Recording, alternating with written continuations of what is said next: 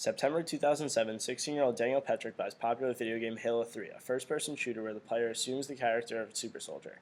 After developing an obsession with the game, Petrick's parents took the game and locked it in a lockbox that happened to also contain a gun. Daniel Petrick proceeded to find the key to the lockbox, take the game and gun, and shoot both his parents multiple times, killing his mother and wounding his father. When police arrived, he was sitting in his parents' car in the driveway with the Halo game on the passenger seat. In June 2007, the Supreme Court of the United States of America struck down California law banning the sale of violent video games as cited in a June 27, 2007 New York Times article. This ruling set a national precedent for violent video games glorifying gun violence to continue to be manufactured and sold. DFC Intelligence reports that by 2017, global video game revenue will exceed $82 billion and that 39% of content will be distributed online.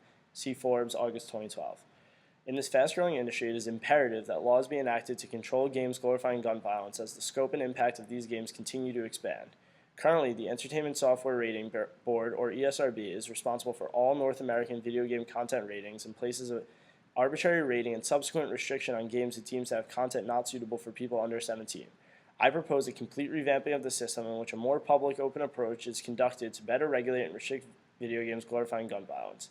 The ESRB has come under attack for being self-policing. On July 27, 2005 issue of Globe and Mail, the editor of GamePolitics.com, Dennis McKaylee, is quoted in saying, open quotes, "When they are 100% funded by the video game industry, it is a clear conflict of interest," close quotes.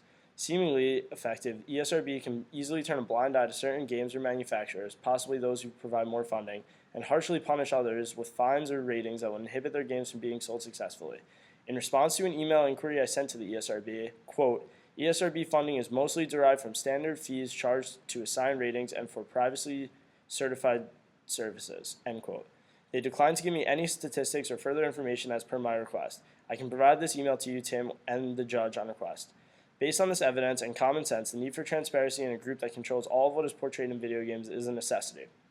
The following statistics are from a paper on the effects of violent video games on aggressive behavior by Craig A. Anderson as published in Psychological Science 2001. Bear in mind, it is not unreasonable to conclude the extremity of these statistics have increased with the growth of the video game industry in the last 11 years. Quote, "The most heavily marketed and consumed games are violent video games," close quotes.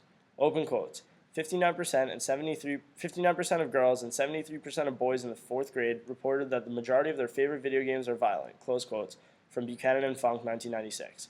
Anderson divulges into a lengthy discussion about how, I quote, "Violent video games increase aggression by teaching observers how to aggress by priming aggressive cognitions, including previously learned aggressive scripts," close quotes.